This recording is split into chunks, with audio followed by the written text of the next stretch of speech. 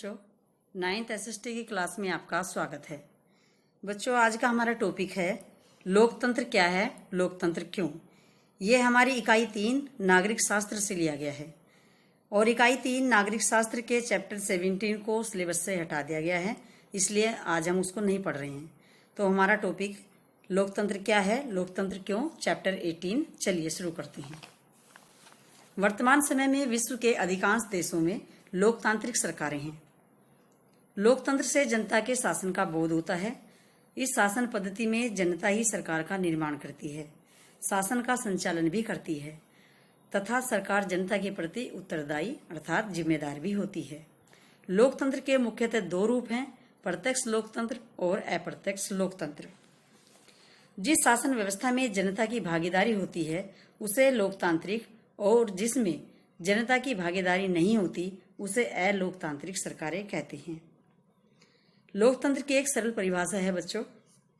लोकतंत्र शब्द अंग्रेजी शब्द डेमोक्रेसी का हिंदी रूपांतरण है। डेमोक्रेसी 2 यूनानी शब्दों से मिलकर बना है, डेमोस और क्रेशिया, जिसका अर्थ है जनता और शासन।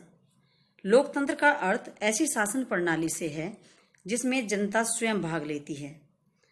लोकतांत्रिक शासन प्रणाली में संप्रभुता जनता में ही निहित रहती है, अर्थात सारी शक्ति जनता के हाथों में ही संचित रहती है। इस प्रकार संप्रभुता का अर्थ निर्णय करने की सर्वोच्च शक्ति है, अर्थात पावर का अर्थ, सुप्रीम पावर का अर्थ निर्णय करने की सर्वोच्च शक्ति, जिसको हम वोट कहते हैं। यह एक ऐसी शक्ति है जिसके ऊपर और कोई शक्ति नहीं होती।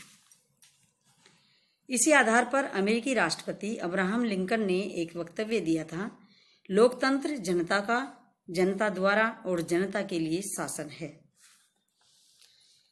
सही अर्थ में लोकतंत्र एक मार्गदर्शन, एक सामाजिक व्यवस्था, एक आर्थिक ढांचा तथा राज्य का एक रूप है। लोकतंत्र एक प्रकार का शासन है और एक सामाजिक व्यवस्था का सिद्धांत है। अब बच्चों देखते हैं नेक्स्ट टॉपिक, लोकतंत्र के भेद या प्रकार। पहला है प्रत्यक्ष लोकतंत्र।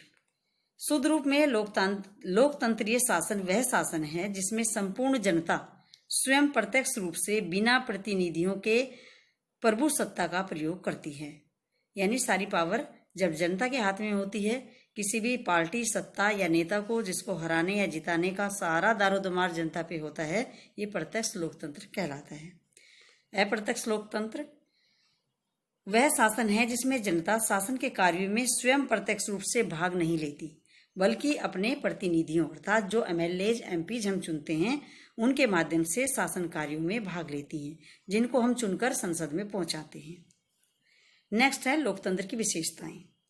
लोकतंत्र शासन का एक रूप है जिसमें जनता शासकों का चुनाव करती है, अर्थात शासन सत्ता चलाने का या कानून बनाने वाले प्रतिनिधियों का जिनमें चुनाव करती है, वो ही एक लोकतंत्र का रूप है। नेक्स्ट है लोकतंत्र अन्य शासन प्रणाली की तुलना में बेहतर है क्योंकि वह अपनी गलती सुधारने का अवसर देता है। गलती का यहाँ अर्थ है, यदि हम किसी पार्टी या किसी व्यक्ति, नेता को नहीं पसंद करते हैं तो अगले इलेक्शन में उसे वोट न देकर हम अपनी गलती को सुधार सकते हैं। नेक्स्ट है बच्चों लोकतंत्र के विपक्ष में तर्क, अर्थात जो लोकतंत्र को अच्छा नहीं मानते उनके बारे में तर्क। जैसे लोकतंत्र में नेता बदलते रहते हैं और इसमें अस्थिरता उत्पन्न होती है। लोकतंत्र का अर्थ सिर्फ राजनीतिक लड़ाई, सत्ता पर अधिकार स्थापित करना है। यह नैतिकता के लिए जगह नहीं होती या नहीं रखता। तो ये भी बात काफी हद तक सही है आज के परिप्रेक्ष्य में। लोकतांत्रिक व्यवस्था में सभी लोगों में बहस और चर्चा करनी पड़ती है, जिससे प्रत्येक फैसले में देरी होती है। चुने हुए नेताओं को लोगों के हितों का पता नहीं होता, जिस कारण गलत फैसले होते हैं। लोकतंत्र में चुनावी लड़ाई महत्वपूर्ण और खर्चीली होती है, इसलिए इसमें भ्रष्टाचार होता है। सामान्य लोगों को पता नहीं होता कि उनके लिए क्या अच्छा है और क्या बुरा, इसलिए उन्हें किसी भी प्रकार का फैसला नहीं करना चाहिए। लोकतंत्र में कभी भी सरकारें बदल सकती हैं, जिससे सरकार की कार्यप्रणाली पर असर पड़ता है। लोकतंत्र के पास इन सभी समस्याओं का समाधान नहीं है। यह न तो राज्य के सभी हिस्सों में और न पूरे विश्व में गरीबी खत्म कर सकता है। अगर हम लोकतंत्र के विपक्ष के तर्कों को देखें तो बच्चों ये काफ़ी हद तक हमें सही लगते हैं, लेकिन फिर भी क्योंकि जनता की सीधी भागीदारी होती है, जनता को अपनी पसंद की राजनीतिक पार्टी या व्यक्ति को चुनने का पूरा अधिकार होता है और इसमें जनता की प्रत्यक्ष अप्रत्यक्ष भागीदारी रहती है, इसलिए हम लोकतंत्र को ही एक अच्छा शासन मानते हैं, ना कि इसके विपक्ष में दिए गए तर्कों को अच्छा नहीं मानते, क्योंकि ये कुछ परिप्रेक्ष्य में सही हो सकते हैं लेकिन ओवरऑल ये सही नहीं हो सकते। नेक्स्ट है बच्चों, लोकतंत्र की सफलता के लिए आवश्यक शर्तें। इसमें आपके केवल टॉपिक्स हैं, इन्हीं को आप याद करेंगे। शिक्षित और जागरूक नागरिक होने चाहिए यदि हम लोकतंत्र को सफल बनाना चाहते हैं, जो जांच परख के सही व्यक्ति का चुनाव कर सके। दूसरा है अच्छा लिखित संविधान, यानी लिखित संविधान होना चाहिए, मौखिक नहीं होना चाहिए, सब कुछ हमारे पास लिखा हो और वो अच्छा होना चाहिए। अच्छे का यहाँ अर्थ है जो जनता के हितों को अधिकतम संरक्षण कर सकता हो। नेक्स्ट है राजनीतिक जागृति, हमें एक पॉलिटिकल अवेयरनेस होनी चाहिए कि कौन सी पार्टी जनता के हित में काम कर रही है, कौन सी नहीं कर रही, कौन से हमारे राजनीतिक नेता अच्छे हैं, कौन से नहीं। नेक्स्ट, जनसंपर्क के माध्यमों की स्वतंत्रता होनी चाहिए, यानी जनसंपर्क में रेडियो, टेलीविजन, चित्रपट, समाचार पत्र, साहित्य जनसंपर्क के यानी जनता से सीधे संपर्क करने के माध्यम है, इनको अपने मत एक्सप्रेस करने की आज़ादी होनी चाहिए। नेक्स्ट है स्वतंत्र न्यायपालिका, यानी जितनी भी हमारी जुडिशियरी है उसको अपने निर्णय को स्वतंत्र रूप से निर्णय लेने की पावर होनी चाहिए, किसी तरह का कोई राजनीतिक, आर्थिक, सामाजिक दबाव नहीं होना चाहिए। कुशल एवं ईमानदार नेतृत्व होना चाहिए, यानी हमारे जो टीम लीडर है, पार्टी लीडर है, देश का प्रधानमंत्री, राष्ट्रपति, अन्य जिम्मेदार व्यक्ति, नेता, ये सब हमारे कुशल और ईमानदार होने चाहिए। नेक्स्ट है कुछ मूलभूत बातों पर सहमति भी होनी चाहिए, जो हमारी राजनीति, जो हमारे रक्षा, हमारे देश की अच्छाई के लिए, जनता की अच्छाई के संबंधी जितनी भी बातें हैं, मुद्दे हैं, उन पर एक आम सहमति रहनी चाहिए। मत विभेद या विवाद में हमें वहाँ नहीं उलझना चाहिए। नेक्स्ट है लोकतंत्र में आस्था, हमारा पूरा भरोसा, हमारी पूरी श्रद्धा लोकतंत्र के प्रति होनी चाहिए कि हम अपने निर्णय जो हमने किया है, जिस भी व्यक्ति पार्टी को वोट दिया है, वास्तव में सोच समझ कर दिया है, हम किसी की बातों में बहकावे में न आए।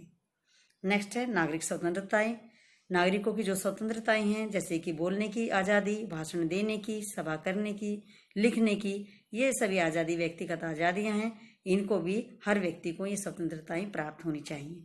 और ये कहाँ होती हैं बच्चों? केवल लोकतंत्र में। नेक्स्ट है स्वतंत्र और निष्पक्ष चुनाव होने चाहिए।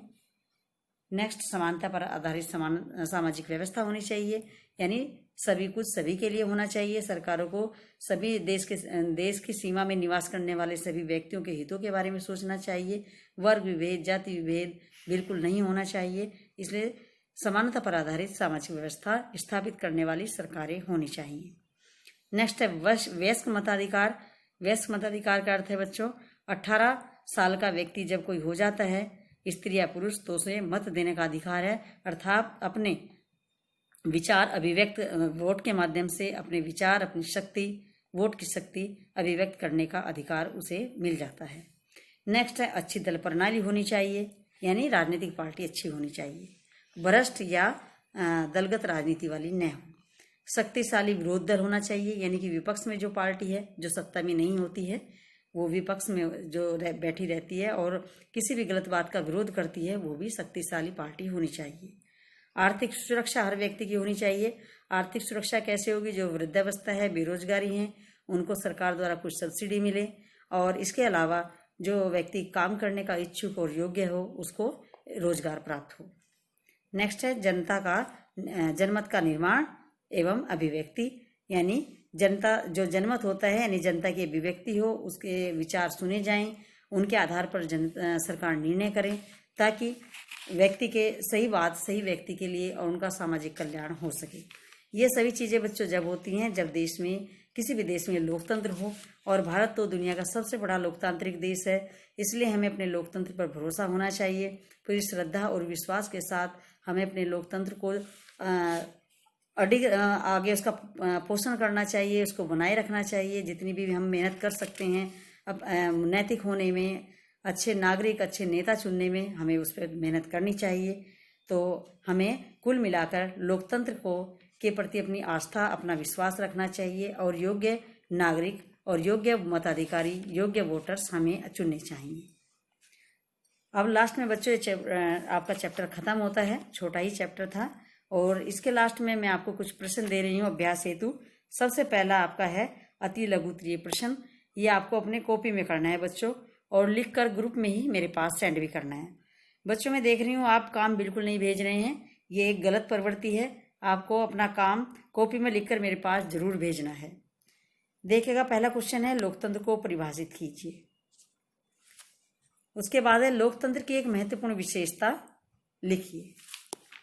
नेक्स्ट क्वेश्चन है बच्चों विस्तृत उत्तरीय प्रश्न है।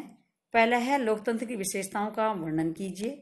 दूसरा, लोकतंत्र के पक्ष में तर्क क्या है समझाइए। तीसरा क्वेश्चन है लोकतंत्र के विपक्ष में तर्क क्या है समझाइए। यहाँ पक्ष और विपक्ष दोनों आ जाते हैं बच्चों। क्वेश्चन फिफ्थ है लोकतंत्र की सफलता के लिए आवश्यक शर्तें क्या है समझाइए। तो बच्चों आज का टॉपिक आपका समाप्त होता है। इसे जैसे ही आप अपना चैप्टर खोल के मेरे साथ साथ इसको पढ़ते जाइए, मुझे उम्मीद है आपको बिल्कुल समझ आ जाएगा। ओके बच्चों, दैट्स ऑल, थैंक यू।